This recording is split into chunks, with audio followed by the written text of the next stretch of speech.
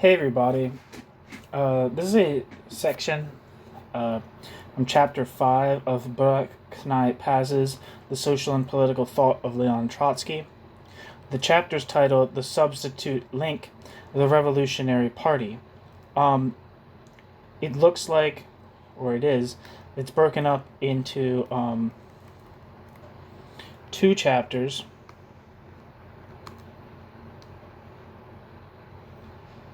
Two sections. The chapter's broken up into two sections.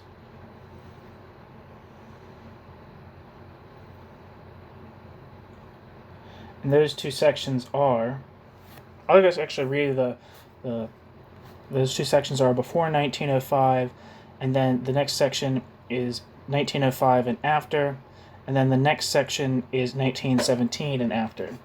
So this is all going to be about the substitute link, the Revolutionary Party, but I'm going to break it up into these different sections because I don't think people don't seem to particularly like, and I don't seem to like listening to either, so this is my own taste, videos that are over 2 hours. And I'm not sure how long these will take me to read, but they could take a very long time. So in order to avoid that, I'm going to read them in sections. So I'm going to read before 1905 as a video, 1905 and after as a video, and 1917 as a video. So, hope that makes sense.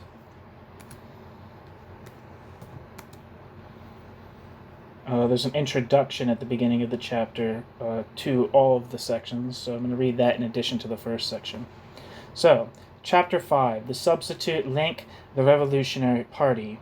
Quote, throughout our history, the intelligentsia has substituted itself for political parties, classes, and the people as a whole, ... The intelligentsia's role as ideological standard-bearer has been bound up with the country's political life, not through the class which it wished to serve, but only through the, quote, idea, end quote, of that class.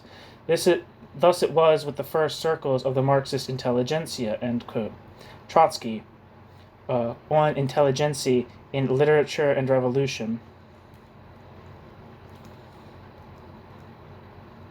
Trotsky's theory of the permanent revolution was not incompatible with, in fact, as has been suggested and will be further argued, it was ultimately dependent upon the Bolshevik conception of the Revolutionary Party, but nothing that he wrote until 1917 on party or organizational issues could possibly be reconciled with that conception.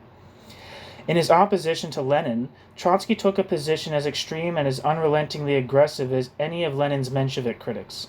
This was already so before 1905, and in the wake of 1905 his views, though they could hardly become more extreme, were reinforced by a sense of vindication. In the decade or so which followed, Trotsky, it is true, was to make numerous efforts to unite anew the social democratic movement, but on such a wide basis as would have effectively forced Lenin to abandon, quote, Bolshevism, end quote. Thus, when in 1917 Trotsky joined the Bolsheviks, this was not the consequence of any evolution in Trotsky's party views. The change of mind was sudden, abrupt, and total. This transformation can certainly be explained, and it may even be seen, though with some hindsight, as having been predictable in view of the militant radical position to which Trotsky's theory of the Russian Revolution had committed him. Whatever the case, however, Trotsky's views on party questions, being disparate, cannot be defined in terms of one single conception, and Trotsky's views on party questions must, therefore, be considered within the context of different historical periods. Before 1905, when Trotsky first defined his position, 1905 and after, when Trotsky redefined it in the light of the revolution of that year, and from 1917 onwards, when Trotsky abandoned it and took up the opposite Bolshevik position. The distinction between the first two periods does not involve a break. There is in fact a continuity between them. But as on so many other issues, so on party questions, 1905 seemed to Trotsky to provide a practical lesson. As for the period beginning after February 1917, it may serve us, in view of all that his new views involved, as a transition point to the actual practice, as opposed to theory, of the Russian Revolution. So that's the introduction. Now we get to the section that I'm reading in this video. So, before 1905. The question of party organization and activity constitutes the main subject of Trotsky's earliest political writings. In fact, almost Trotsky's first work of a purely political nature is an essay which deals with this very question. Footnote. As opposed to writings on literature or cultural subjects, of Trotsky's other political writings before 1902, the previously mentioned work on Freemasonry was lost while in manuscript. Trotsky also co-authored in 1900 a pamphlet on the Nikolaev labor movement, which was published in Y.M. Steklov and Leon Trotsky's something in Russian in 1900. End footnote.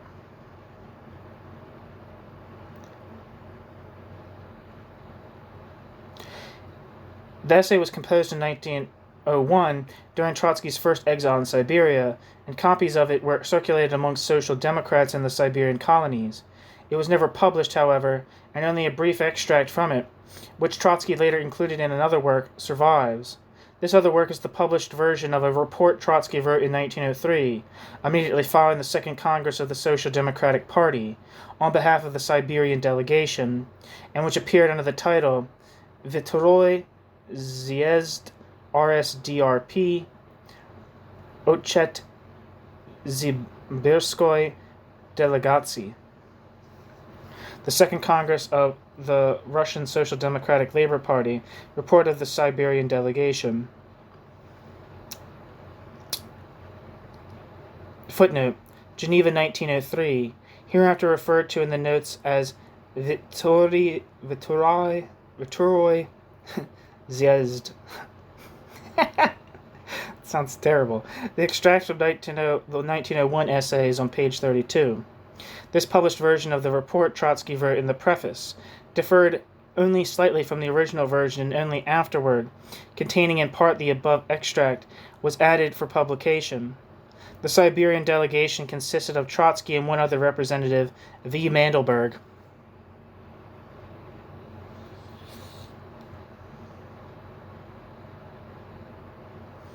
End footnote.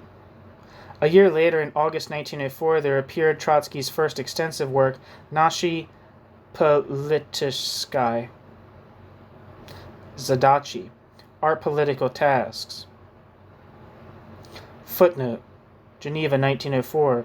The subtitle of this work is something in Russian. As in the previous work, Trotsky here used the initial N instead of L. Both works were published under the imprint of the party press. As far as is known to the present writer, no English translation of these works have ever appeared. End footnote.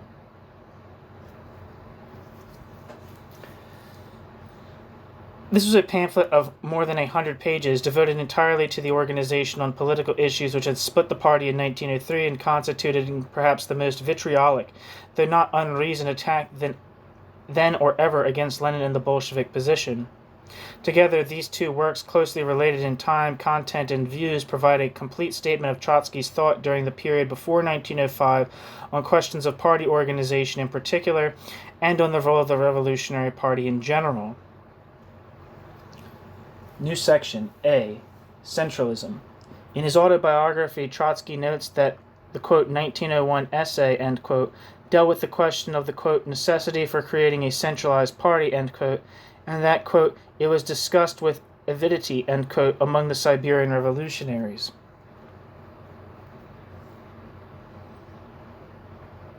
Footnote. Since Trotsky did not say what the original title of the essay was, it will be referred to in this form. End footnote. Indeed, the impression it seems to have made was that Trotsky was a proponent of such a, quote, necessity, end quote, for in his 1903 report he attempted to explain, albeit indirectly, why at the Congress he had sided against Lenin, in spite of the views which he had expressed in the essay. Moreover, in a long footnote to the report, he added apologetically that at the time of writing the essay he was, quote, completely cut off from practical and literary work, end quote, amongst Russian social democrats, and it was therefore composed, quote, under the influence of scrappy information, end quote. Trotsky admitted that at the time, quote, some comrades did find, the essay to be, quote, populist, end quote, in character, in view of its, quote, non-democratic, end quote, tendencies, end quote. However, in quoting the essay, Trotsky in fact contraposed it to the Bolshevik views. To his mind, there was no contradiction between it and the opposition to such views. The 1901 essay had indeed argued for, quote, centralism, end quote, he wrote, but a centralism entirely different from that which Lenin had introduced at the Congress. Footnote. In the same footnote, Trotsky added ironically that those who then accused Trotsky of, quote, non-democratic tendencies, end quote, have in the meantime, quote, gone so far on the road of centralism that the author of the, quote, report, end quote, now appears to them infected with, quote, anti-centralist, end quote, prejudices. So rapidly does our fatherland move on the road of progress, end quote. Trotsky.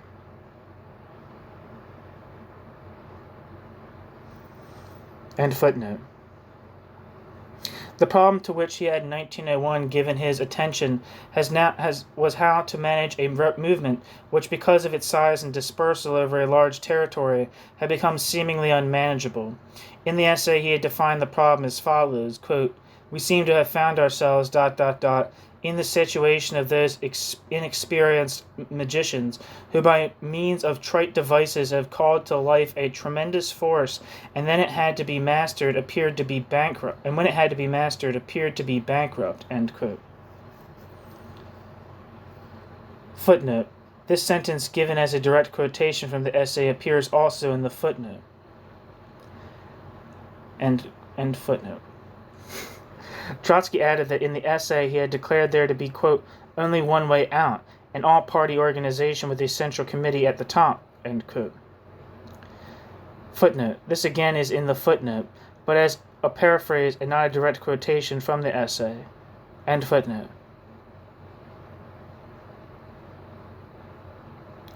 Trotsky then quoted directly 3 paragraphs from the essay, the first of which reads as follows, quote, in the case that any one of the local organizations refuses to recognize the authority of the Central Committee, the Central Committee will have the power and right not to recognize its organization. The Central Committee will cut off that organization from the whole revolutionary world, severing all relations with it. It will stop the flow to it of literature and other facilities, will dispatch into the field its own detachment, and supply the latter with all necessary means, will declare it to be the local committee, end quote. Trotsky. Footnote. This and the following quotations, which together constitute the whole of the extract from the essay, were given by Trotsky in the body of the text. End footnote. This was an extreme position, as it would have been possible to take on the role and authority of the Central Committee, and in light of this passage, it is no wonder that Trotsky's essay was interpreted by some to embody, quote, non-democratic tendencies, end quote. But the other 2 paragraphs which Trotsky quoted serve at least to tone down his position, if not to nullify his position. Quote, but such a, quote, heroic, end quote, measure might have only exceptional application. As a general rule, the application of material repression would appear absurd. It would mean that the Central Committee was swimming against the all-party current, a hopeless dream. If the Central Committee were to possess organizational tact and an understanding of the tasks of the movement, conflicts between it and the local committees would become impossible since, given a normal development of matters, the order of the Central Committee would constitute merely the formation of all-party interests. Keeping vigilant watch that the local committees stay in step with the party, the Central Committee would, however, refrain from an interference in the internal life of the local organizations. End quote. Trotsky. Footnote. Trotsky put the last paragraph in italics. Deutscher, in The Prophet Armed, quotes only the first paragraph and does not mention at all the rest of the extract. He is thus able to conclude that originally, i.e. in 1901, Trotsky, quote, expounded broadly a view of the organization and the discipline of the party identical with that which was later to become the hallmark of Bolshevism, end quote. The next 2 paragraphs, however, show this to be too unequivocal a conclusion. End footnote. Since the original 1901 essay has not survived in its entirety, there is no way of knowing which part of the extract, the first paragraph or the last 2, reflects the intention and general tone of its source. It may be that, having changed his mind in 1903, Trotsky was then concerned to give prominence to the qualification of his 1901 essay. Whatever the case, the tempering of a strong central committee by a vital, broadly based rank-and-file movement does reflect Trotsky's views 2 and 3 years later. Both in the report and in our political tasks, Trotsky clearly emerged as a supporter of centralism, but a centralism governed by scrupulous democratic arrangements. He argued for the importance of organization to the revolutionary movement, but as the servant of that movement and not its master. He admitted the need for direction and leadership, but as means towards the creation of a genuine working-class movement, not as a self-perpetuating hierarchy outside its control and severed from the working-class movement. The Second Congress of the party had brought to an end Trotsky's brief collaboration with Lenin, and the report shows how profoundly he had been repelled by Lenin's wrecking tactics. A sort of shock of recognition runs through its pages. It reveals an angry disillusionment with the social democratic movement in general and its Leninist wing in particular. Trotsky's reaction is almost like that of an idealistic but naive neophyte who, seeing his idols for the first time at close range, suddenly realizes how distorted by distance had been his view of reality. Trotsky had come to the Congress believing that the achievements of the various local organizations would be expressed as a, quote, collectively worked out program, end quote. Instead, everything already accomplished had been, quote, erased, end quote, by the factionalism and personal strife among delegates. As a result, rather than, quote, building, end quote, the Congress had, quote, destroyed, end quote.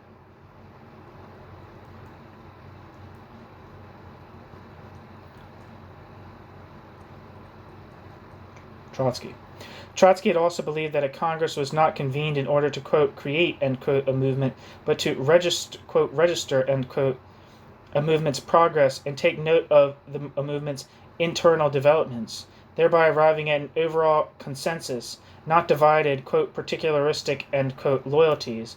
Quote, a party is not an arithmetical sum of local committees. A party is an integral organism. Thus the Congress is capable of, quote, creating, end quote, a party only insofar as a party has already been created by the prolonged organizational work of technical and ideological consolidation, end quote. Instead, however, first the particularism of the, quote, Bund, end quote, then the obduracy of the, quote, hard Iskra men, end quote, had split the party into warring factions, thus raising doubt whether there was, quote, justification in calling ourselves a social democratic party, end quote. The Congress had in fact become a, quote, destructive force, end quote, and Lenin in particular, quote, with the talent and energy characteristic of Lenin, assumed the role of the party's disorganizer, end quote. Trotsky. To attribute the whole of the blame for what had happened at the Congress to Lenin would be to, quote, simplify, end quote, the issue. Particularism and intransigence had revealed themselves to be widespread traits. But it was Lenin, in Trotsky's view, who more than anyone else represented the tendency, and it was Lenin who was most responsible for the failure to achieve unity. Unity, in fact, appears to have been almost an end in itself for Trotsky, and at the Second Congress, Trotsky was already playing the role of, quote, the conciliator, end quote, a role Trotsky would take upon himself throughout the years following 1903. But the pursuit of unity did not lead Trotsky into embracing a midway or compromise position between the factions. On the contrary, on all the major issues, Trotsky took a definitive independent stand, and his opposition to Lenin was motivated not only by Lenin's disruptive influence, but by the very content of the proposals and ideas which Lenin introduced. No one, not even among those who would become the leading figures of Menshevism, was more adamantly opposed to the organizational principles of Lenin than Trotsky. Thus, while in the report, Trotsky denounced first the element of factionalism as such, it is Lenin's view of centralism which was the main object of his attack.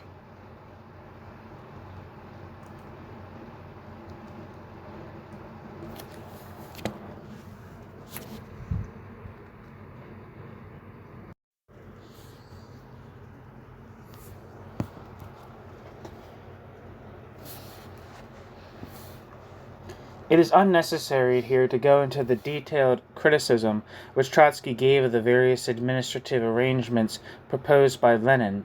The argument as to the composition of the various party organs, the Iskra board, the Central Committee, the Council, and their interrelationship, was highly technical and not particularly interesting, though of course it was over such ostensibly, quote, technical, end quote, issues that the party had split.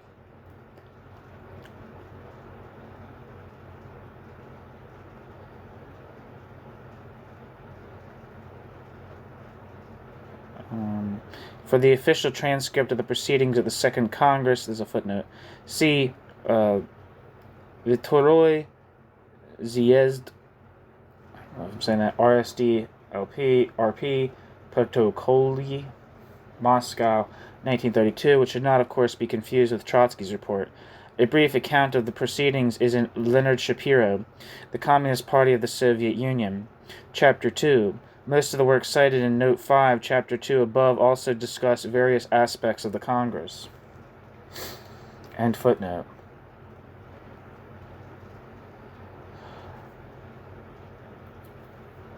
What is important is Trotsky's general principles as to party organization and his fundamental grounds for opposing the kind of centralism advocated by Lenin. As to the first, it is abundantly clear where Trotsky's sympathies lay. Trotsky was above all a supporter of social democracy as a broad mass movement. Nothing was more repugnant to Trotsky than what Trotsky called the, quote, abstract, end quote, centralism of Lenin, quote, devoid of revolutionary content, end quote, representing an autonomous institutional structure whose relationship in the movement as a whole was, quote, purely formal, end quote. Trotsky. Lenin, in Trotsky's view, was obsessed by the need for, quote, control, end quote, over the party's membership, and this inevitably led Lenin into a position which precluded both the spontaneous growth of the movement and the development of local organizations closely attached to their grassroots origins. Were it not for the stultifying effect it would have on the movement, Lenin's formalism could be discounted as a, quote, innocent office man's dream, end quote. And in fact, formal and abstract though it was, and therefore unrealizable in reality, its impact would be to undermine the party as the representative of social democracy. It could not stem the growth of political and revolutionary consciousness among the workers, but its consequence would be to sever the party from just this growth. While an organizationally impeccable structure was built up, its relevance to the workers' movement would be purely legalistic. Rather than submitting to the demands of the party, the workers' local organizations and committees would ignore it. Denunciations by the party would have no effect. If the party was out of touch with the rank and file, the latter would go its own way. The end result would be an organization without a movement, or at least an organization overtaken by its movement. Conversely, there would emerge a movement without an organization, or at least a movement lacking a real central organization, a movement whose dispersed nature would remain a problem. The answer to this problem for Trotsky lay therefore not in, quote, purely formal, end quote, legalistic arrangements, but in an organization which allowed local branches the maximum freedom of action compatible with unity. And unity was to be interpreted not as a straitjacket, but as an organic framework, not as an arbitrarily determined set of criteria, but as the shape which a movement assumes through its internal growth. The task of the party organization was to coordinate activities and policies, not prescribe the legal aegis under which they were to be carried out. The more sensitive the party organs, and particularly the Central Committee, to local organizations, the more would the latter turn to it for guidance, and therefore the more effective would be the principle of centralism. A centralism freely accepted, not imposed, became. Footnote. Trotsky's warning about the lack of preparedness of the Social Democratic Party anticipated that of Parvis a year later. End footnote. As against this view of centralism, there was, Trotsky continued, the formula proposed by Lenin, beneath the seemingly innocuous differences in the party statutes drafted by Lenin and Martov to define party members. One spoke of, quote, personal participation, end quote, the other of, quote, personal cooperation, end quote. There were hidden, according to Trotsky, fundamentally different attitudes towards the character of the party. Footnote. According to Lenin's draft, a party member was one, quote, who accepts the party's program and supports the party both materially and by personal participation in one of the party organizations, end quote. Martov's draft also stipulated the acceptance of the program and material support, but instead of, quote, personal participation, end quote, it sought to include anyone, quote, who gives the party his regular personal cooperation under the direction of one of the party organizations, end quote. Martov.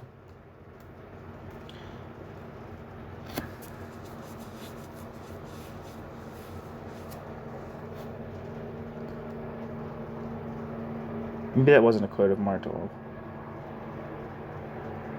Maybe that's a summary of Martov's. I can't really tell.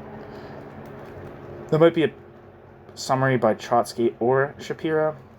I'm not sure.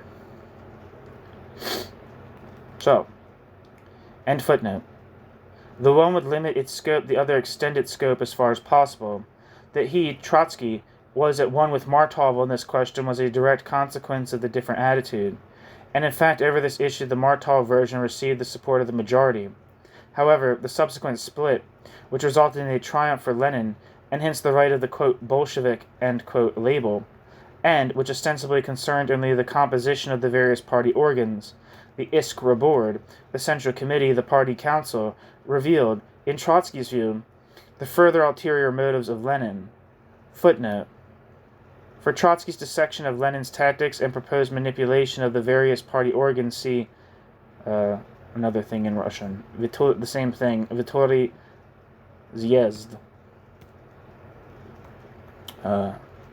End footnote.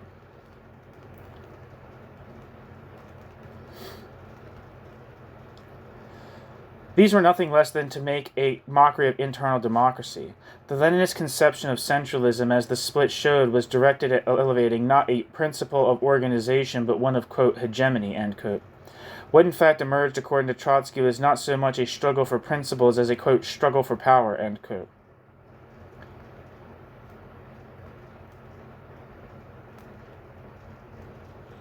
Lenin's real concern was to gain control over the whole party apparatus, to introduce the kind of organizational uniformity which would make the independence of the various organs a fiction, and subject the whole in his personal to his own personal domination.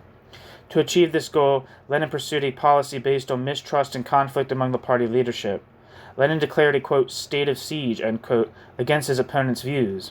Lenin was determined to bring about a direct confrontation. All this Lenin achieved, and in so doing succeeded in aggrandizing Lenin's own position. But Lenin was driven to this not only by his own personal ambitions, but by the whole, quote, system, end quote, of thought to which Lenin subscribed and which he personified. Thus the clue to Lenin's concept of centralism was to be sought not only in the man, but in the concept itself. Quote, we are talking about a, quote, struggle for power, end quote, but we do not give these words a personal content.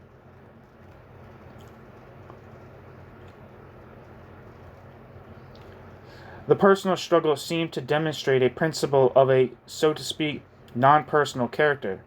It was the conclusion of a system, the, quote, state of siege, end quote, on which Comrade Lenin so energetically insisted, demands, quote, firmness of power, end quote. The practice of organized mistrust demands an iron fist. A system of terror is crowned by the emergence of a Robespierre. Comrade Lenin made a mental roll call of the party personnel and arrived at the conclusion that Lenin himself was to be the iron fist, and Lenin alone. And Lenin was right. The hegemony of social democracy in the struggle for liberation is led, in accordance with the logic of the state of siege, to the hegemony of Lenin over social democracy.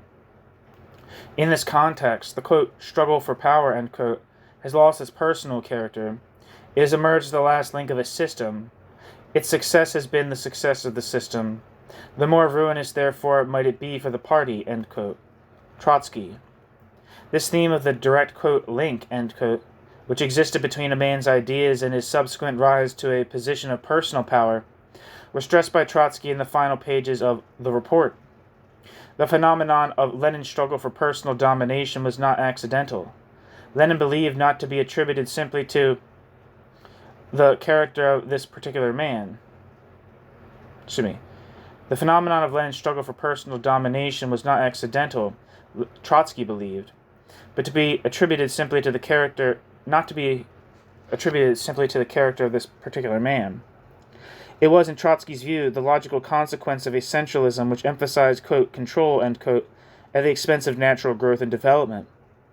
The confrontation at the Congress, which took the form of elections to the Central Committee and to the Iskra editorial board, was thus a confrontation not only between different personalities, but between the, quote, tactics of a normal constitutional structure and the tactics of a state of siege strengthened by dictatorship, end quote.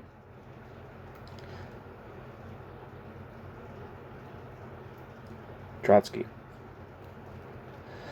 Not centralism had triumphed in the end, but, quote, egocentrism, end quote. Not the, quote, collective principle, end quote, but, quote, narrow practicism, end quote.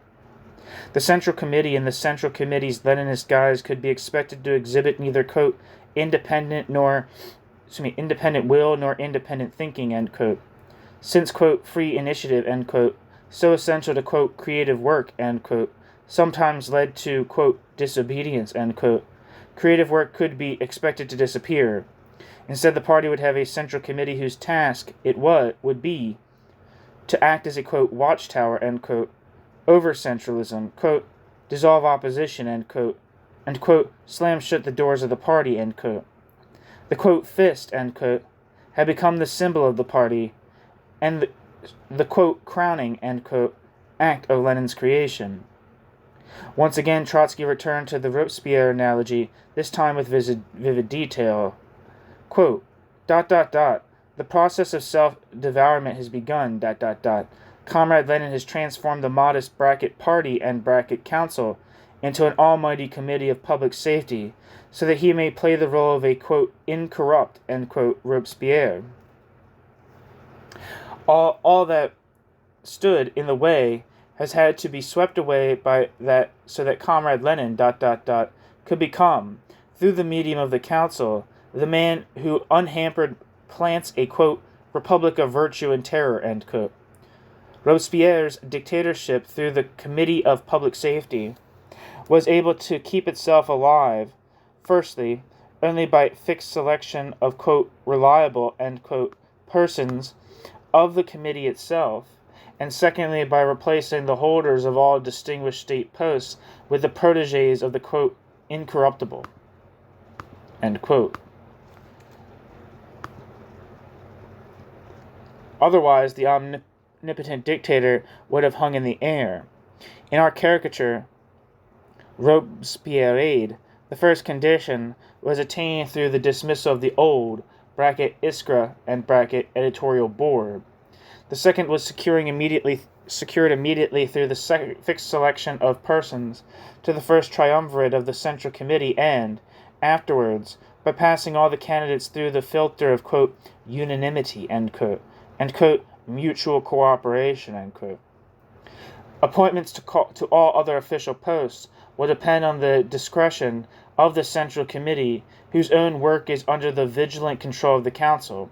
Such comrades is the administrative apparatus, which must rule over the Republic of Orthodox, quote, virtue and centralist, quote, terror, end quote, Trotsky. Footnote. In his postscript to Vtoroi Zhyezd, Trotsky replied mockingly to Lenin's complaint at being compared to Robespierre. Quote, it is a pity Lenin has taken the Robespierre comparison and in earnest. R and report ... spoke only of a caricature Robespierre. The latter differs from its great historical model approximately as a vulgar farce differs from a historic tragedy, end quote. Trotsky. I wanted to look this up real quick. For those who don't know, according to Wikipedia, the Committee of Public Safety was a committee of the National Convention which formed the Provisional Government and War Cabinet during the Reign of Terror, a violent phase of the French Revolution, supplementing the Committee of General Defense, created early January 1793. The Committee of Public Safety was created on the 6th of April 1793 by the National Convention. It was charged with protecting the new republic against its foreign and domestic enemies, fighting the First Coalition and the Vendée Revolt. As a wartime measure, the committee was given broad supervisory and administrative powers over the armed forces, judiciary, and legislature, as well as the executive bodies and ministers of the convention.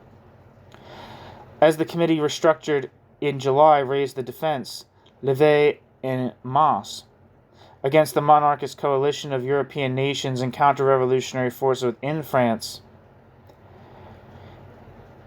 the committee became more and more powerful. In December 1793, the convention formally conferred executive power upon the Committee of Public Safety. Among the members, the radical Montagnard, Jacobin, Maximilien Robespierre, was one of the most well-known, though he did not have any special powers or privileges. After the arrest and execution of the rival factions of the Hébertistes and Dantonists, sentiment in the convention eventually turned against Robespierre, who was executed in July 1794. In the following Thermidorian reaction, the Committee of Public Safety's influence diminished after 26 months, and it disappeared on the same day as the National Convention, which was the 25th of October, 1795, but it probably continued till the end of the month.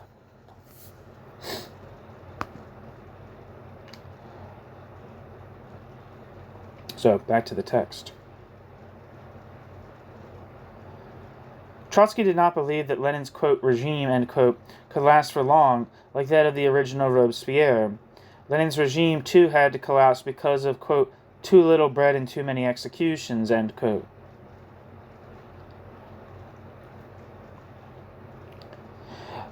Trotsky.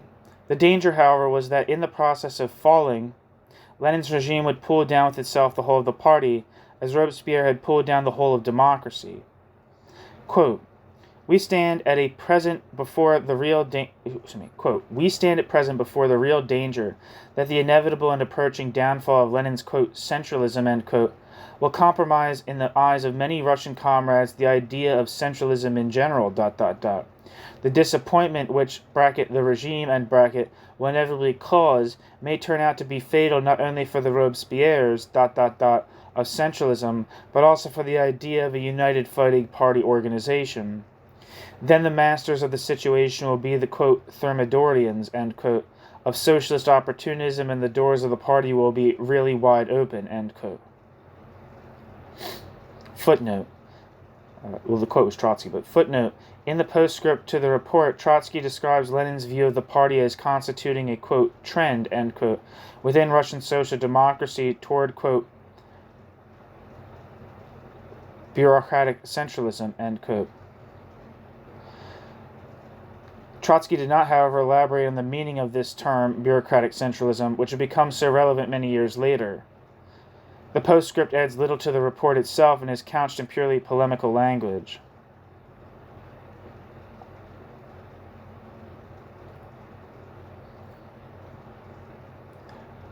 End footnote.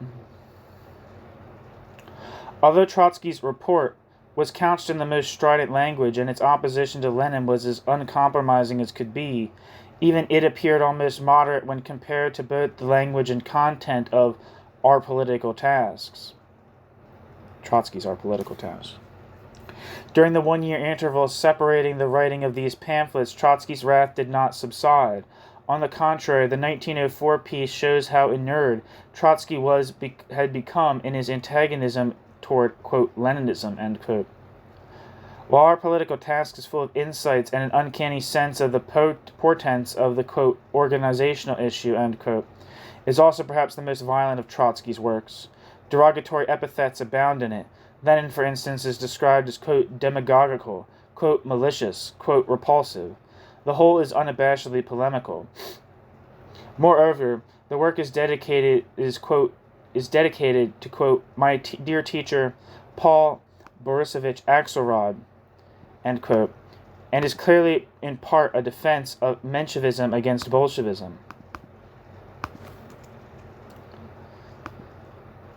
Though it is the attack on the latter which takes precedence. Once again, therefore, in the issue of party structure and the role of the party, Trotsky found himself identifying with the Mensheviks, and this in spite of the fact that, for other reasons, Trotsky was at this time in the process of breaking all formal ties with the Mensheviks. Nevertheless, characteristically, Trotsky's main concern remained that the factional hatchets be buried and that unity be reestablished.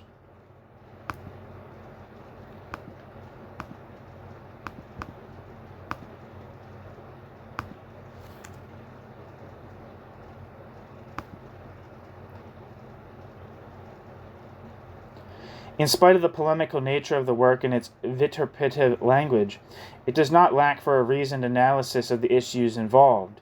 In fact, Our political tasks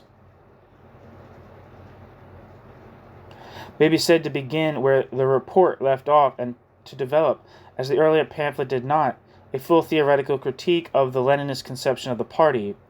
Thus, where the report only hinted at certain of the theoretical implications of, quote, Leninism, our political task declared and argued these openly.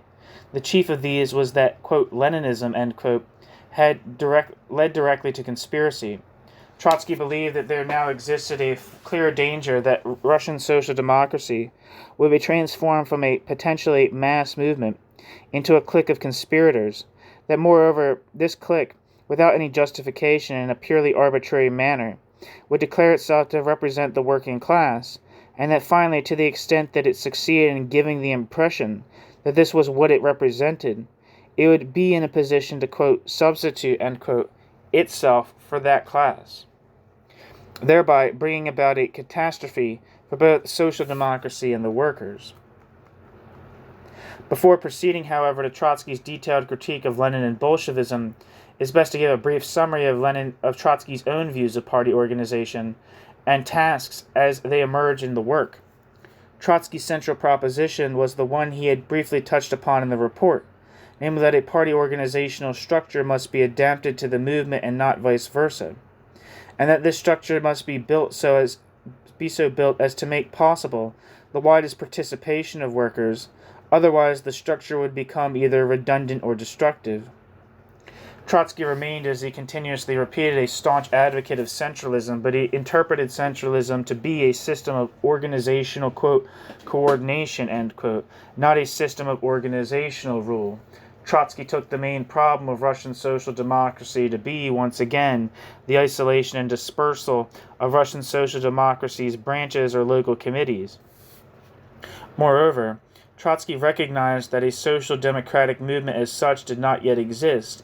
Between the intellectual leadership and the working class there had been only the most rudimentary of contact, much less union. The tasks of organization were therefore twofold. Firstly, to create the kind of central coordination which would overcome the limitations of purely local activities. Secondly, to create the kind of organization which was best equipped both to reach the workers and bring the workers to identify themselves with the party. As we shall presently see, his opposition to Lenin grew out of the conviction that the latter's principles of party organization would not only not serve these objectives, but would rather undermine these objectives. Trotsky was, in short, a proponent of a mass movement because only such a movement seemed to Trotsky to be politically realistic, while all other substitutes were either doomed to fail or at best could only succeed as non-Marxist, non-working class movements.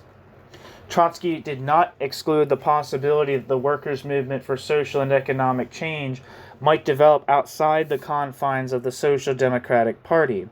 In fact, the fear that this is precisely what might happen pervades our political tasks. Partly the danger of this arose in Trotsky's view from the overly cautious and restrained trends within social democracy. While this would be one of the main themes of his later works, it was already broached here. Footnote. It should be remembered at the time he wrote Nashi Politicheskaya Zadachi, the idea of the permanent revolution had not yet occurred to him. Only towards the very end of 1904 and the beginning of 1905 did he begin to formulate this idea, and only then did he begin to denounce systematically the, quote, minimalist, end quote, tendencies of social democracy. End footnote. This was the basis for Trotsky's criticism of, quote, economism, end quote, as it had been, of course, for Lenin as well. At the same time, Trotsky saw the danger of alienating the workers as attributable also to purely organizational mistakes. The problem could be stated as one of mobilization, how to organize direct support among a population which was ripe for political activity but lacked political experience. That such ripeness was not of itself a sufficient guarantee for success could be seen, according to Trotsky, in the well-intentioned but wrong-headed approach of the, quote, economists, end quote. eschewing direct political organization for piecemeal economic reforms through existing institutions, they are beginning to lag behind the political consciousness of the workers themselves. Unlike Lenin, Trotsky was prepared to admit that, quote, economism, end quote, had initially a useful role to play, at a time when the workers had no conception of whatever of the possibilities of organizing and campaigning for reform. Those of the, quote, economists, end quote, who went amongst the workers had succeeded in spreading the elementary idea of organization. This served at least to awaken the workers from their apathy.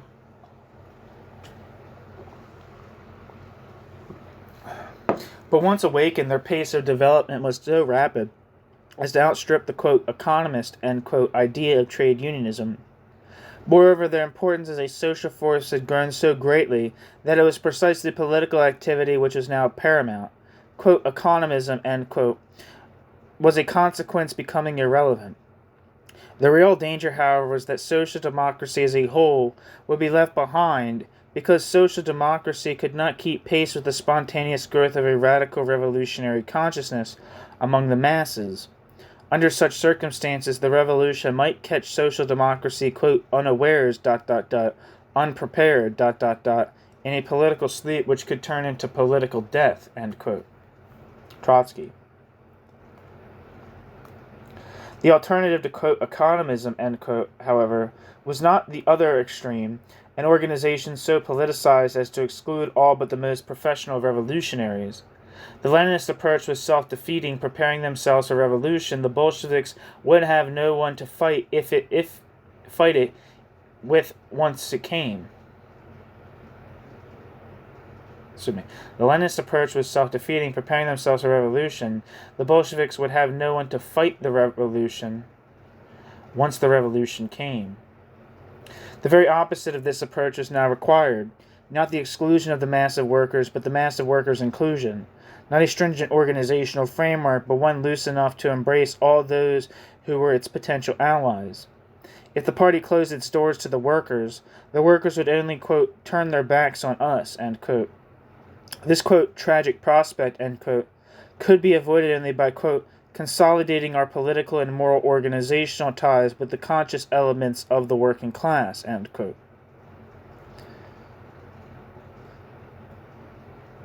Trotsky. The principal task of the party, therefore, was nothing less than the creation, within its own walls, of a mass movement.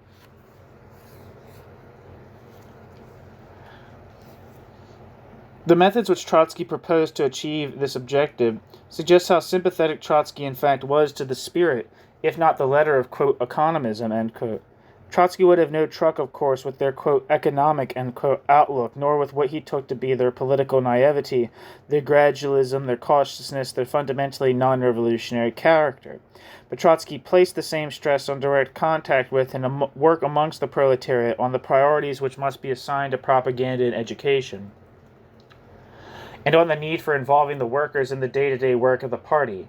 In fact, Trotsky was so extremely devoted to and optimistic about these methods as to appear himself to be somewhat innocent-minded. Perhaps the exaggerated emphasis which he gave to these tactics should be attributed to the context within which it was presented.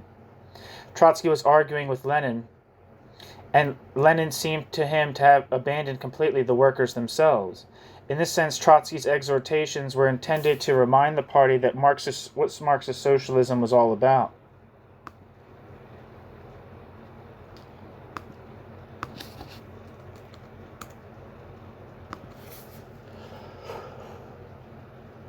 It was both in the hope of revolutionary success and, quote, in the name of Marxism, end quote, that Trotsky admonished the party to keep clearly in mind that the fundamental basis of the party's movement was the proletariat. The assimilation of Marxism amongst the intelligentsia was only a beginning, a precondition for the further development of a Marxist movement. The only sufficient condition for its growth, and one that could not be replaced by organizational manipulation, was a, quote, politically developed proletariat, end quote. To this end, the tasks of education were central and their potential benefits twofold. In the course of actively aiding the workers to develop their awareness both of themselves and of the world around them, the party would gather direct support amongst them. The process of education would naturally result in a broad mobilization. Unfortunately, this was the very task which the party was either forgetting or relegating to the sphere of lip service. Quote, I remember the times when the propagandist set himself the goal of making clear to the worker ... his, the worker's, place in the universe.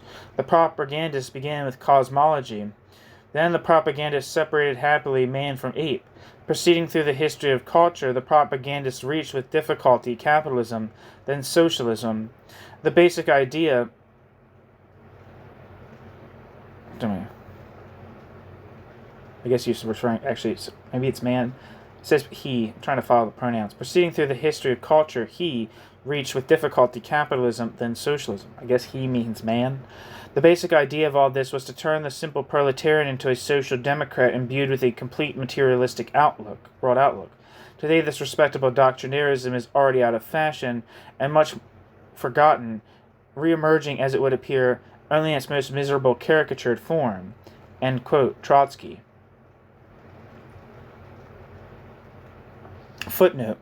In the paragraph which followed, he added, quote, the great but doctrinaire task of explaining to the worker his place in the divine macrocosm has been transformed into the succinct bureaucratic idea, explaining to the member of the organization his place in the Leninist microcosm, end quote.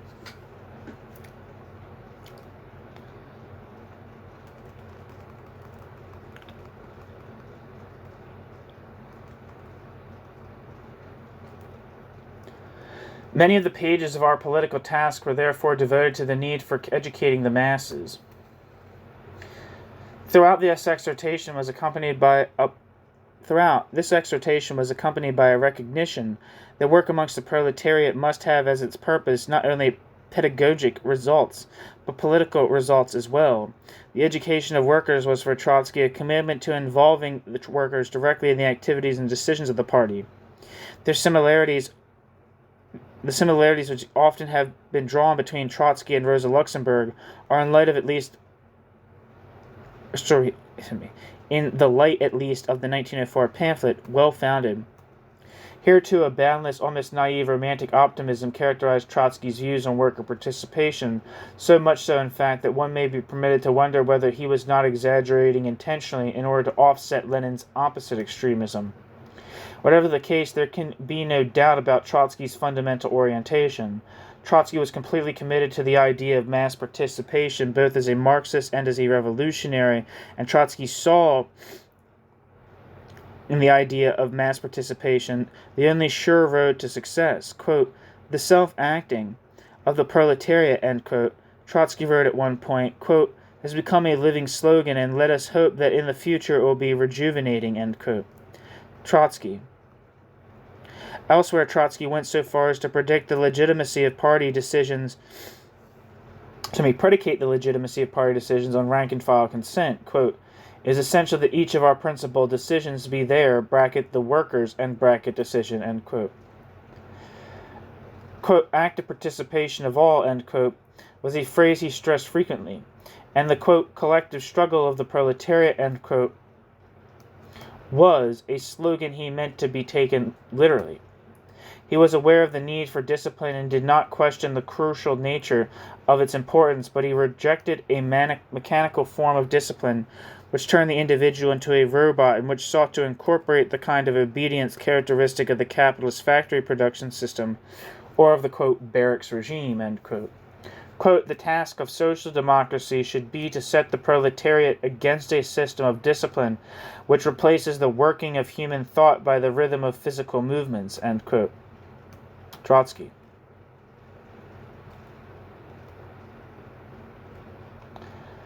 It is no exaggeration, therefore, to attribute to Trotsky a position which was in all fundamentals compatible with a democratic view of party organization. And Trotsky himself stressed throughout that which was essential above all to the further development of the social democratic movement was the democratization of party life. Trotsky did not see, however, any contradiction between this objective and the organization of the party on the principles of centralism. Again, Trotsky took centralism to be an instrumental arrangement, a, quote, technical, end quote, method of organizing party work so as to get around the special difficulties of constructing a political movement in a country such as Russia. Quote, the task of the present decisive moment, end quote, he wrote, quote, consists in this, to gather together all organized elements now in existence, uniting them for the purpose of systematic and centralized, not scattered and dispersed work, end quote. Trotsky. At present, according to Trotsky, Russian social democracy was not so much a party as a loose association of local organizations and committees. Though ostensibly all these marched under the same banner and subscribed to the principles of unity, in fact, most of the time, the one did not know what the other was doing.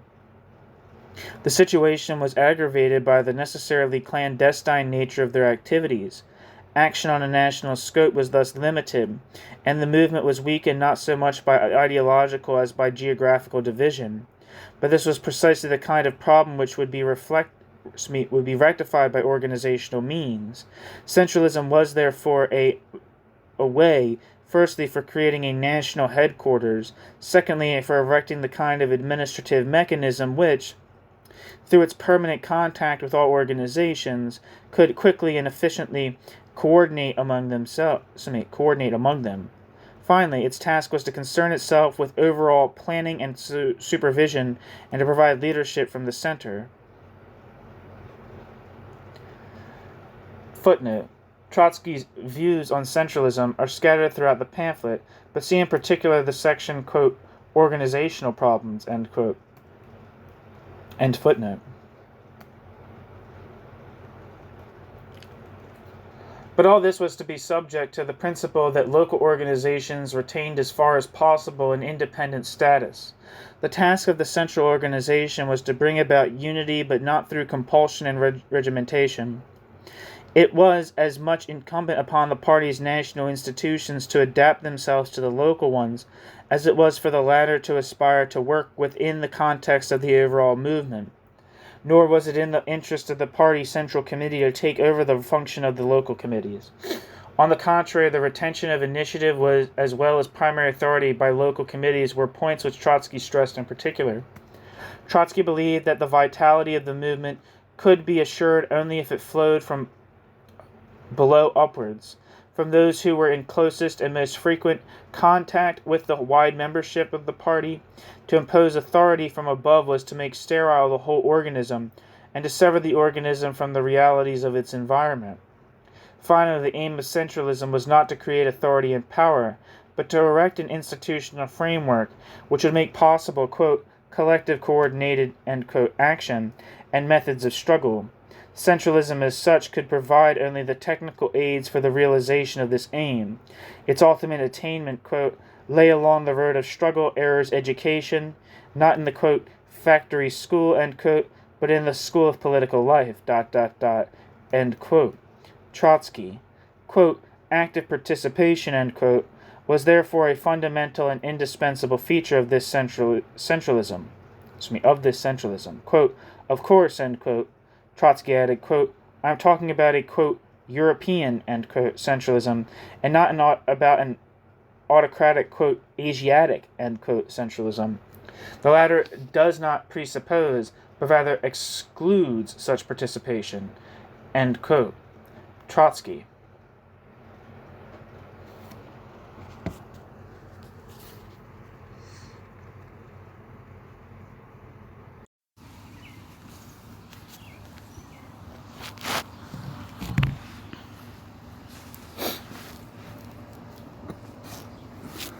Section B, quote, substitutionism, end quote.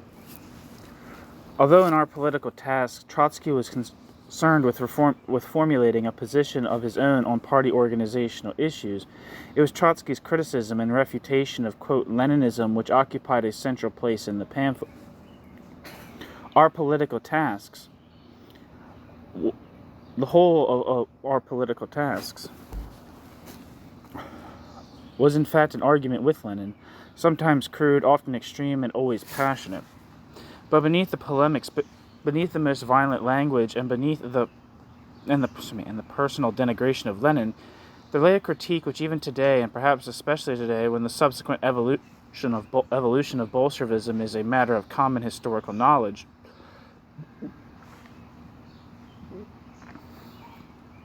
constitutes the most cogent analysis, dissection, would perhaps be a more appropriate word, of the Bolshevik phenomenon.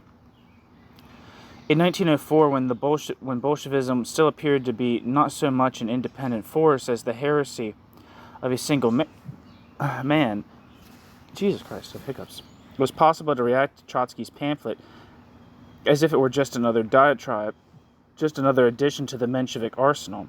And of course such diatribes were not lacking. Trotsky's was among the first, but it was one of many, and the others also pointed to the anti-democratic, the elitist, the conspiratorial elements or tendencies in Bolshevism. Today, however, although Our Political Tasks remains one of Trotsky's most neglected works, Our Political Tasks has, for instance, never been translated into English, not even by Trotsky's contemporary followers, perhaps because of its anti-Leninism. Its partisan features are less important than the insight it provides into the nature of what is in many ways a specifically 20th century phenomena, the revolutionary political party in the age of democratic universal ideologies. Far from lacking an understanding of organizational questions, of the relationship between party and power, a charge often made against Trotsky here revealed an acute grasp of the power which such a party may accumulate, and of the manner in which it may degenerate precisely because it presumed to speak in the name of a democratic mass ideology. Trotsky's critique of Bolshevism raised the specific issue of organizational techniques, as well as the wider issue of the autonomy of political action and the role of intellectuals in politics. Excuse me, these hiccups are insane. The issue between Menshevism and Bolshevism, according to Trotsky, came down to this: who will constitute the core of the social democratic movement, the workers themselves or the party leadership?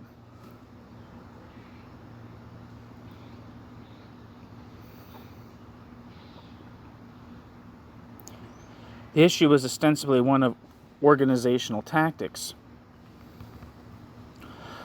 but in fact he believed it involved the character of the whole movement. It was not just a matter of which approach offered the best prospect of success, though this was certainly a major consideration, but whether the choice of one approach over another would not lead to a transformation of revolutionary goals. Trotsky thought that it must do so, that here the means used must affect the ends. Footnote. Just a citation of the text. The ends of the social democratic movement was not revolution as such, but a socialist revolution. The essence of Marxism was that the character of a revolution was governed by the social character of those who were that revolution's makers.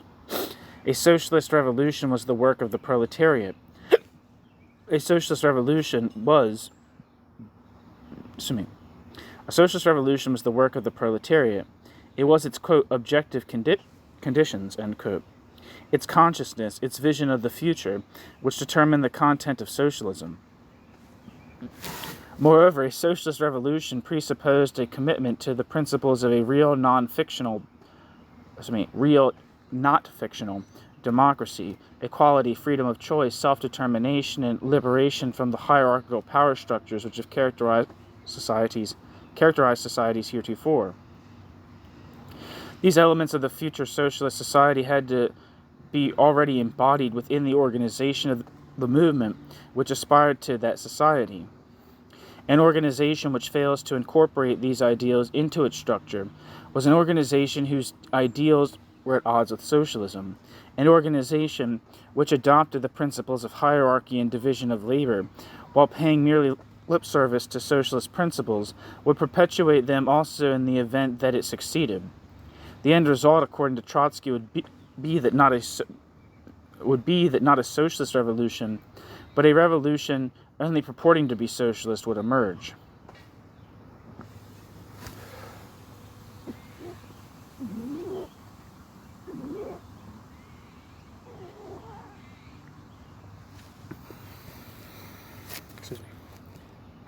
These views were at the basis of Trotsky's attack on the methods of organization advocated by Lenin. According to Trotsky, what was at stake in the controversy with Lenin was not so much the system organization, but the working class itself. To adopt the tactics proposed by Bolshevism was, in effect, to subscribe to the view that the workers were no more than a hindrance to revolution, and in general an irrelevancy.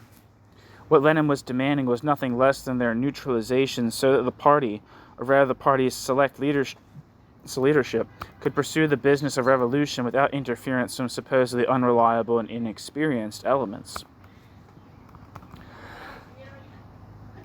The workers to Lenin were an unpredictable, uncontrollable mass. Their ideological and political consciousness was limited. Their capacity for organized activity was sporadic, and their understanding of the realities of political struggle was governed by narrow class interests. Thus, the basis of the Marxist movement, the class upon which Marx had placed the hopes of the future, now emerged as an undifferentiated mass which, were it to take an active part in the revolutionary struggle, would only complicate matters for those who were involved in revolution in a full-time capacity. It was the latter, the professionals, the experts, the trained revolutionaries who, for Lenin, constituted the agents of revolution. Thus, if Lenin were to have his way, the workers would be replaced by a band of professional revolutionaries, dedicated, disciplined, obedient, and above all, subject to no control. The organization of the party would become autonomous, almost sovereign, a power unto itself. The function of the proletariat would be to remain passive, except when called upon by the organization to demonstrate its support and solidarity. In effect, therefore, what Lenin was advocating was to, quote, substitute, end quote, the working class by a narrow political instrument which would take it upon itself to speak in the name of Marxism and in the name of the workers themselves. This system of organization Trotsky called, quote, substitutionism, end quote. It stood in direct opposition to the system of organization traditionally identified with Marxism and now represented in Russia by Menshevism. Quote, the difference between these systems,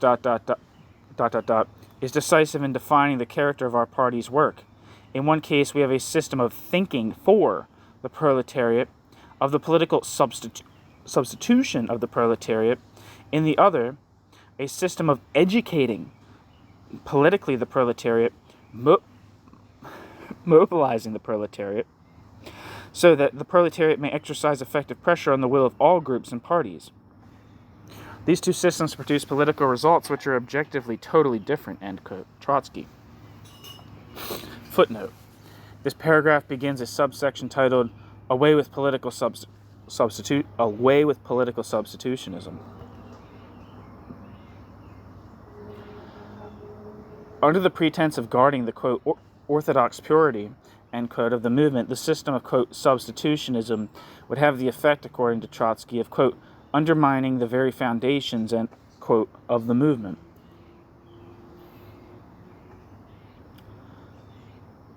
Lacking all confidence in the ability of the workers to become a conscious social force, it appropriated their tasks, sacrificed and advanced the objectives of cooperation between party and mass, and then presumed to speak in the name of, quote, our proletariat, end quote. This in itself was bad enough, but what was even worse was the fact that thereby the whole purpose of a party was made redundant. Quote, substitutionism, end quote, assumed that, quote, objective interests, end quote, function in a mechanical way, that once called upon to give their support, the workers would automatically fall into line, and that there was no need to prepare them for the decisive moment. In fact, quote, objective interests, end quote, were only a beginning. Objective interests had to be translated into operational terms. Quote, Marxism teaches that the interests of the proletariat are determined by the objective conditions of the proletariat's existence. These interests are so powerful and ineluctable that they ultimately compel the proletariat to make them traverse its field of conscience, that is, to turn the realization of their objective interest into a subjective interest. Between these two factors, the objective fact of the proletariat's class interest and its subjective conscience, lie the road of the blows and setbacks of life, of errors and disappointments, of fluctuations and defeats. The tactical wisdom of the tasks of the proletarian party is situated entirely between these two factors and consists in shortening and making easier the road which lies between them, end quote. Trotsky. The method of, quote, substitutionism was thus a, quote, simplification, end quote, of revolutionary tactics. But that substitutionism should have emerged in the Russian social democratic movement was not accidental, but rather a reflection of the special difficulties of that movement. The greater the distance between objective and subjective interests, that is, the, quote, weaker the political culture of the proletariat, end quote, the greater the temptation to seek a simpler, shorter route to power. Although it was the antithesis of, quote, economism, end quote, substitutionism, end quote, shared with the economism a similar despair about the Russian working class. Footnote. Trotsky's comparison of economism with substitutionism is on page 53 to 4, I guess, of the piece of the article that is the piece that's being cited. Anyway, end footnote. Both assumed that Russian workers, both substitutionism and economism, were incapable of political action. Assumed that Russian workers were incapable of political action, were limited by their primitive beginnings, and governed by purely immediate needs. Quote, economism, end quote, as a result had sought to concentrate on exclusively, quote, subjective interest, end quote, unmediated by the ultimate, quote, objective, end quote, condition of the workers. Thus, its approach had been non-political, consisting merely of the piecemeal alleviation of immediate deprivations. Bolshevik, quote, substitutionism, end quote, on the other hand, had simply taken for granted the universal, quote, objective, end quote, interest of workers, but without pursuing its corollary, the translation of such interest into a conscious subjective aspiration. It therefore, quote, substituted, end quote, itself for the workers. The required unity of, quote, objective and, quote, subjective being, in its view, impossible on the mass level, it was nevertheless sufficiently fulfilled if it existed among a select leadership.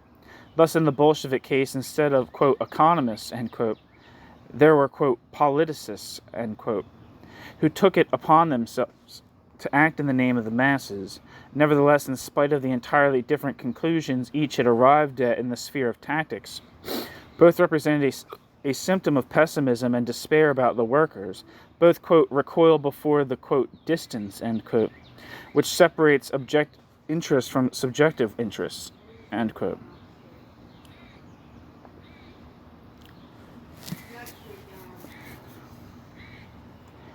In the end, according to Trotsky, both abandoned the whole problem of tactics, the one by choosing to avoid politics, the other by choosing to restrict politics to professionals. Both manifested, quote, a sort of passivity in the fate of the colossal tactical differences, end quote, Trotsky, which confronted the social democratic movement. Finally, the, quote, political self-denial of the, quote, economists, end quote, like the, quote, political substitutionism, end quote, of their antipodes, were nothing else than the attempt of a young social democratic party, quote, to play tricks, end quote, with history, end quote. Trotsky, quote, if the, quote, economists, end quote, have sought to flee from the enormity of their tasks by assigning themselves the humble role of marching at the tail of history,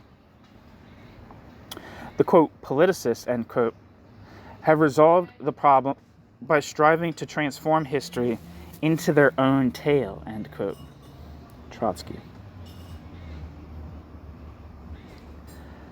The method of, quote, substitutionism, end quote, was, in other words, an attempt to find a shortcut to success, instead of undertaking the difficult but necessary task of surmounting the, quote, distance, end quote, between objective class interests and their conscious subjective assimilation.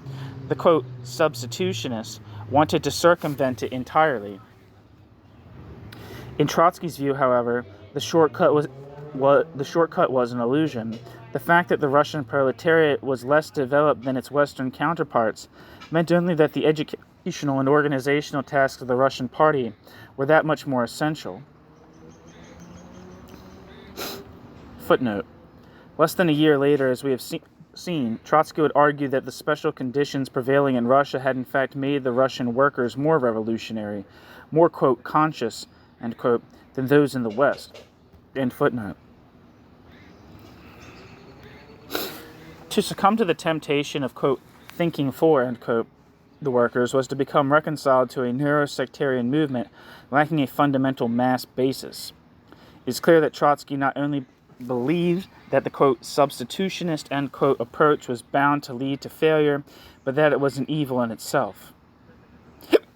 It gave the party a conspiratorial image, it undermined its social mission of educating the workers, it cut off its social roots, it created the false impression that politics constituted an independent, autonomous area of activity unrelated to what was happening in society itself.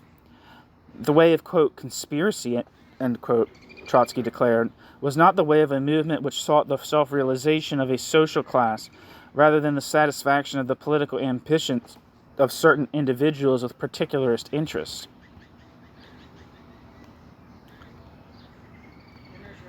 Okay. If social democracy was to succeed, it had to succeed as a mass movement. If social democracy pursued the way of, quote, substitutionism, end quote, social democracy would either fail or social democracy would succeed as a party which had jettisoned social democracy. Footnote. See pages 58 to 9, where Trotsky implies that Lenin's tactics have begun to resemble those of the socialist revolutionaries. God damn it.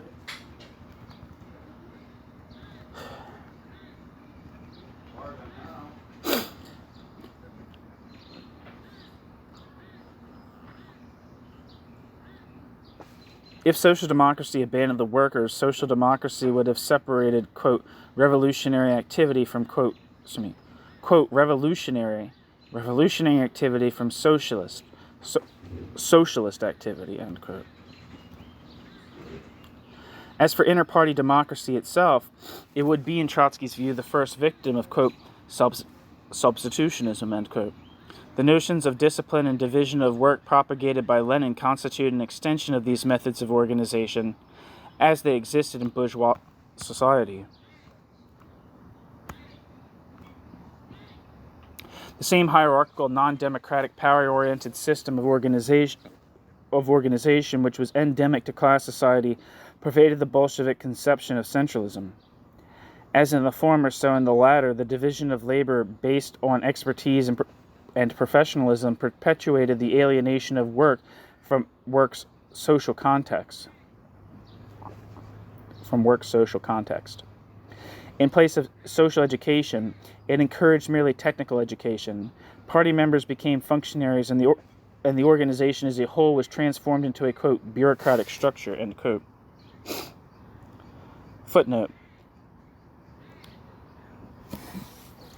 See page 84, where Trotsky hints at the same notion of, quote, bureaucratic centralism, end quote, which he had first suggested in Vtoroi Zayezd, end footnote. The question of external tactics was here directly related to internal organization. Lenin's centralism, having first excluded the possibility of building a mass party, would instead make possible only a self-enclosed, self-perpetuating organizational clique, seeking to dominate and manipulate the movement as a whole.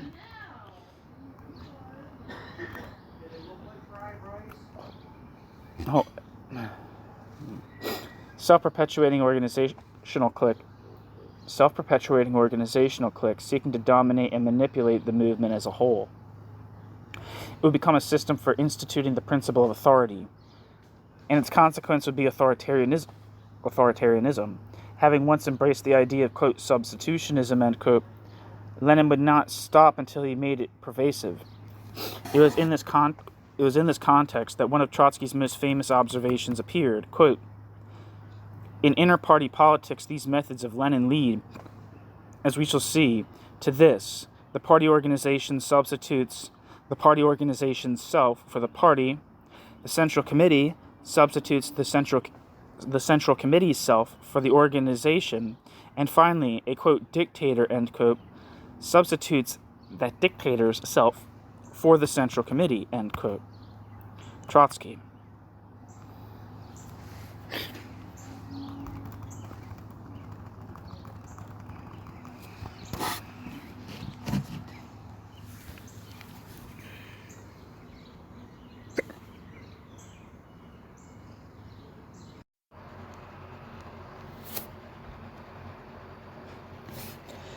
C. Jacobinism. The final chapter of Our Political Tasks is entitled, quote, Jacobinism and Social Democracy, end quote. And the final chapter of Our Political Tasks constitutes the most far-reaching projection of the implications of Leninism. The idea that Lenin was emerging as a Russian Robespierre had already struck Trotsky, as we have seen, but when Trotsky wrote his report of The idea that Lenin was emerging as a Russian Robespierre had already struck Trotsky, as we have seen, when he wrote his report of 1903. But there Trotsky had used it primarily as an analogy, by way of illustrating a point.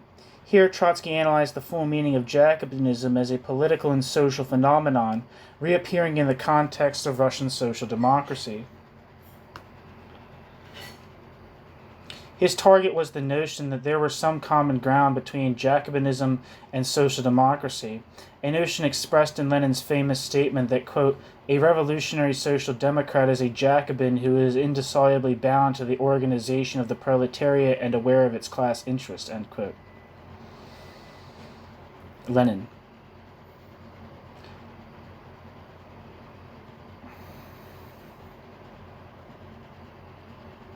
In this single sentence, Lenin had summarized his characteristic approach to the relationship between social doctrine and revolutionary practice. The former defined the goals of the latter, but not its methods. Practice grew not so much out of doctrine as out of the realities of politics.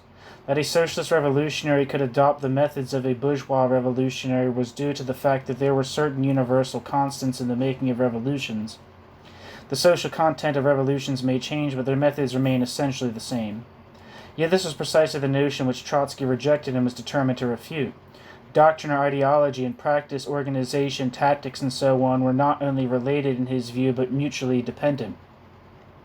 A social democrat could no more be a Jacobin than a French Jacobin could have been, or a Russian, quote, Jacobin, end quote, could be today a social democrat. The two exclude and contradict each other. The practice of the one grows as much out of proletarian socialism as that of the other grows out of bourgeois capitalism. Thus Trotsky declared a, quote, Jacobin social democrat, end quote, was an impossible hybrid. Inevitably he would be more Jacobin than social democrat. A choice had to be made, either, quote, Jacobinism or social democrat, end quote. A choice between, quote, two worlds, two doctrines, two tactics, two mentalities separated by an abyss, end quote.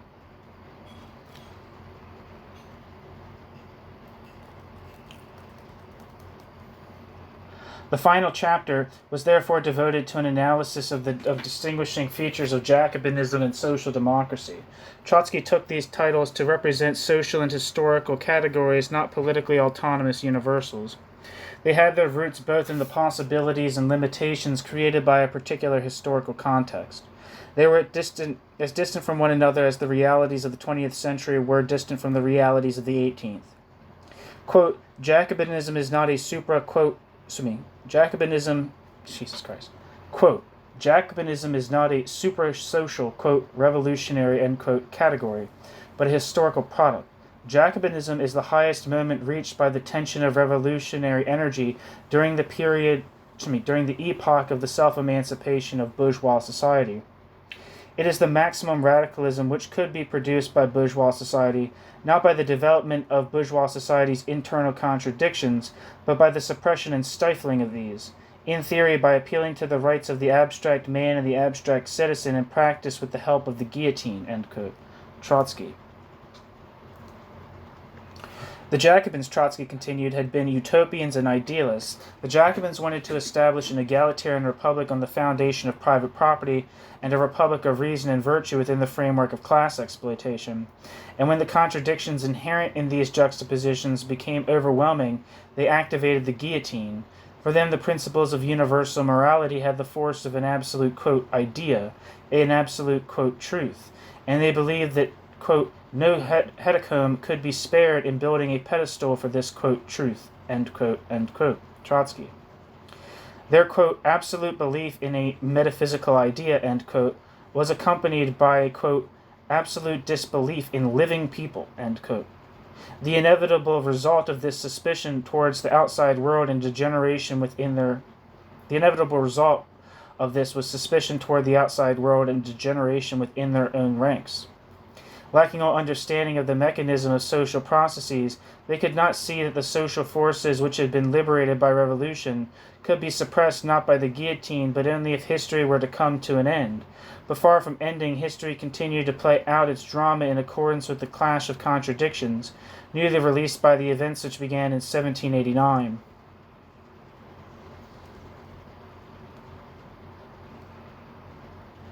Quote, "How different," end quote, Trotsky exclaimed, quote, "from his historical fate, bracket, of Jacobinism, end bracket, is the fate of social democracy, the party of such optimistic perspectives," end quote. The future of this party rested not on idealism, much less on utopianism, not on some metaphysical truth, but on the very realities of social developments. It drew its support not from an abstract idea, but a concrete living class. It sought not to suppress or even close its eyes to social contradictions, but to allow them to work themselves out fully. Here lay the distinction between the fictional consent of bourgeois society and the real struggle for liberation which was at the core of revolutionary socialism. The Jacobins suspected social antagonism. The Social Democrats accepted. The Jacobin suspected social antagonism. The Social Democrats accepted social antagonism as the inevitable feature of the pre-socialist society. That which finally had led to the decay of Jacobinism, the inescapable reality of conflict, was the source of the strength and confidence of social democracy.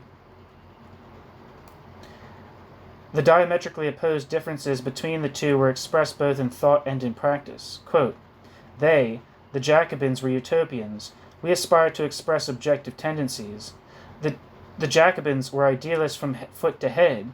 We are materialists from head to foot. The Jacobins were rationalists. We are dialecticians. The Jacobins believed in the saving force of a supraclass truth,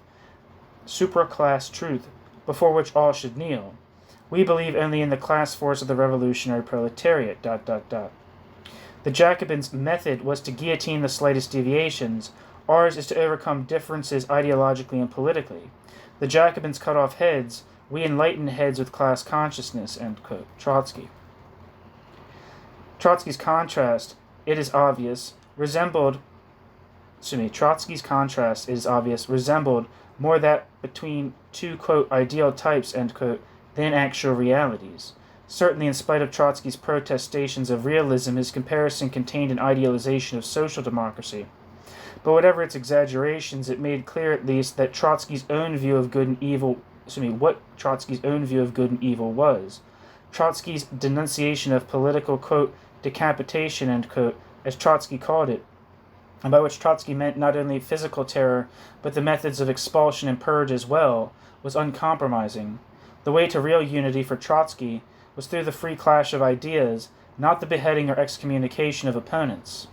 The latter methods he considered not only repugnant but folly. Quote, "Hydra's heads," end quote, Trotsky remarked, quote, "sprout continually anew in such as contain the ideas of virtue and truth, as defined by the executioners, become rarer and rarer," end quote.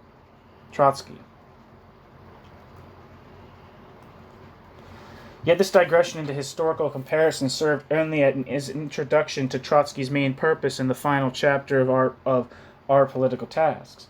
The purpose was to show that far from being a historical curiosity, Jacobinism was a phenomenon which, as a political, if not social force, could be resurrected. Though having nothing to do with social democracy, it appeared as a threatening tendency in all revolutionary movements. This is the most interesting aspect of what Trotsky had to say here. For although Trotsky was much too sanguine about the ultimate defeat of this tendency, he had grasped fully its endemic character. Despite all the superior qualities which he attributed to social democracy, it too is susceptible to Jacobinism. What followed, therefore, was the most extreme condemnation of the, quote, "new Jacobins," end quote, and the, quote, "new Robespierre," end quote, the Bolsheviks and Lenin. The characteristics of Jacobinism, which Trotsky assigned to Lenin and the Bolsheviks, all bore, he said, the stamp of the original: suspiciousness, doctrinarism, intolerance, the thirst for power, the propensity to use the hammer where a gavel would do, and finally the overwhelming ambition to retain absolute control over purity of thought and unity of action. But French Jacobinism, Trotsky remarked, at least had the fascination which derives from originality. The new Jacobinism, being a reenactment of the old, struck Trotsky as a caricature, a parody of an already witnessed drama, and this in spite perhaps even because of its different Russian setting.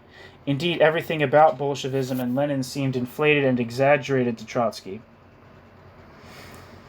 Robespierre's aphorism, quote, I know only two parties, the good and the bad, quote, I know only two parties, the good and bad citizens, end quote.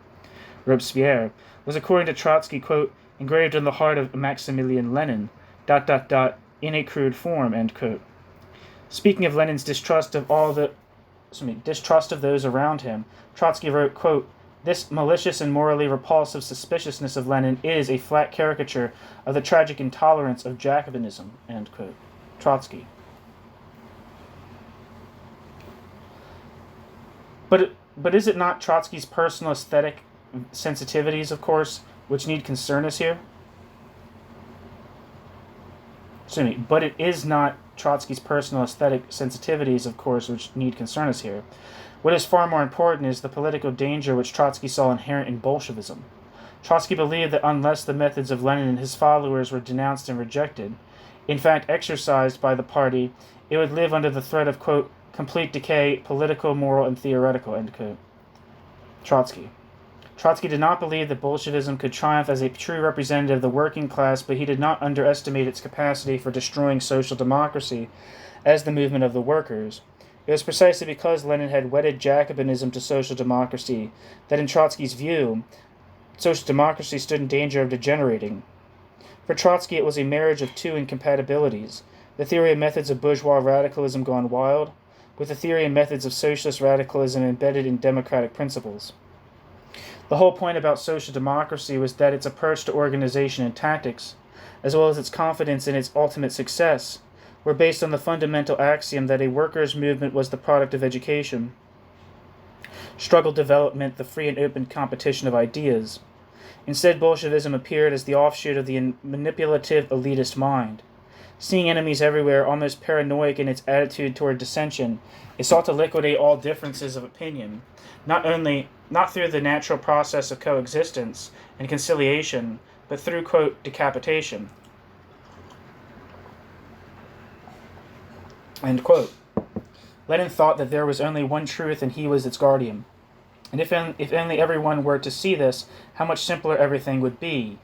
This utter self-conviction, this complete belief in one's self-righteousness to the exclusion of the legitimacy of all other viewpoints, was to Trotsky the pretext upon which a new wave of terror would be launched.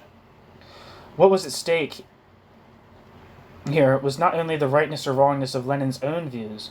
This was an issue unto itself, and Trotsky had already expressed his opinion on Bolshevik centralism and, quote, substitutionism, end quote, but the very principles which were to govern the internal political life of the party. More specifically, the issue was whether this party of social democracy could tolerate within its midst a, quote, regime of terror, end quote, headed by a, quote, dictator, end quote. If it would, then it had to realize that the end would be not only a dictatorship of the party, but a, quote, dictatorship of a, quote, dictatorship over the proletariat, end quote. Trotsky. Footnote, quote, dictatorship over the proletariat, end quote, is the title of the second and last subsection of the final chapter. Trotsky would use this same phrase many years later in the context of Stalinism. End footnote.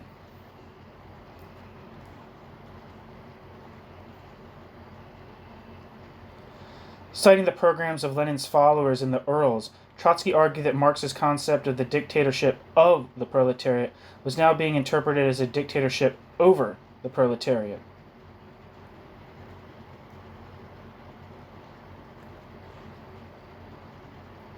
And this was not, quote, simply a local Ural absurdity, a curiosity, end quote. It confirmed the worst prediction made about Bolshevism before the appearance of the Ural example, and it was a, quote, symptom, end quote, of the serious danger threatening the party as a whole. Quote, The dictatorship over the proletariat, bracket, means, end bracket, not the self-activity of the working class, which has taken into its hands the destinies of society, but a, quote, powerful commanding organization, end quote, ruling over the proletariat and through it, over society, thus securing presumably the transition to socialism, end quote. The prophetic element in this, as in so much of the pamphlet, is too obvious to need commenting upon.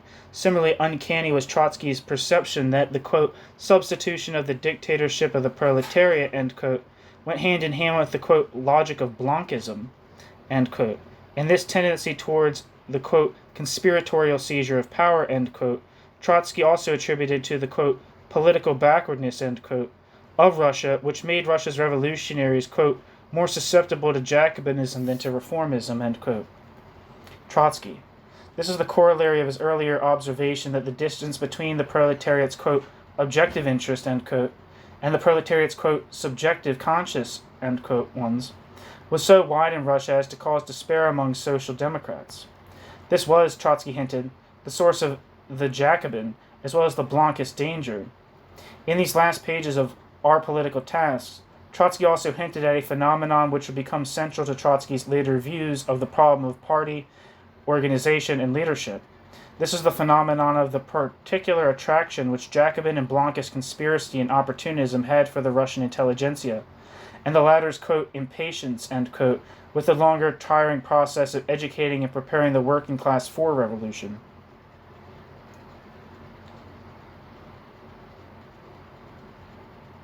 Footnote. Trotsky's attitude towards intellectuals and revolutionary politics is discussed later in this chapter. End footnote.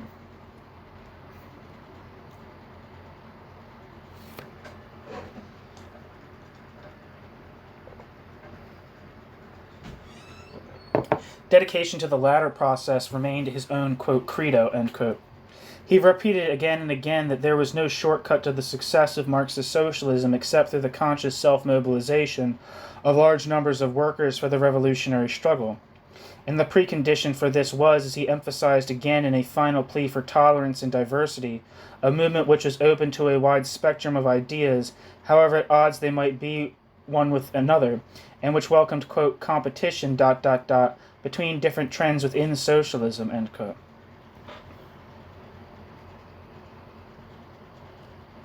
Trotsky. As the ultimate fate of the relationship between the Social Democratic Party and the working class, Trotsky was confident that the latter would not allow itself to be manipulated. Quote, a proletariat capable of dictatorship over society will not tolerate a dictatorship over itself, end quote. Trotsky believed that the party, temporarily diverted from its proper course by the machinations of Lenin, would eventually return to its true tasks, would readjust itself by forging close and inextricable bonds with the workers. It therefore emerges that his warnings about the hazards of Bolshevism were not in fact prophecies which he himself thought would be fulfilled. At the very least, he could not imagine the triumph of Bolshevism as a socialist Marxist movement. Why this could not be, he had amply shown in his analysis of the fundamental incompatibility between social democracy and Jacobinism. What Trotsky had not shown, however, was why, as Trotsky further believed, Bolshevism as such was bound to collapse. Some 13 years later, Trotsky himself would stand together with Lenin at the head of a triumphant Bolshevism.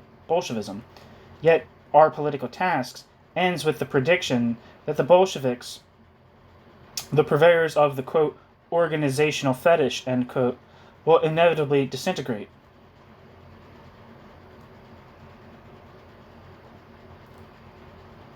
This conclusion is very much at odds with the rest of the pamphlet, imbued with a historical optimism which would mislead him in the future as well. Trotsky had in the end forsaken that more realistic intuition, which was also a quality of his mind, and which had otherwise characterized and informed his polemic of 1904. The end. Thanks for listening.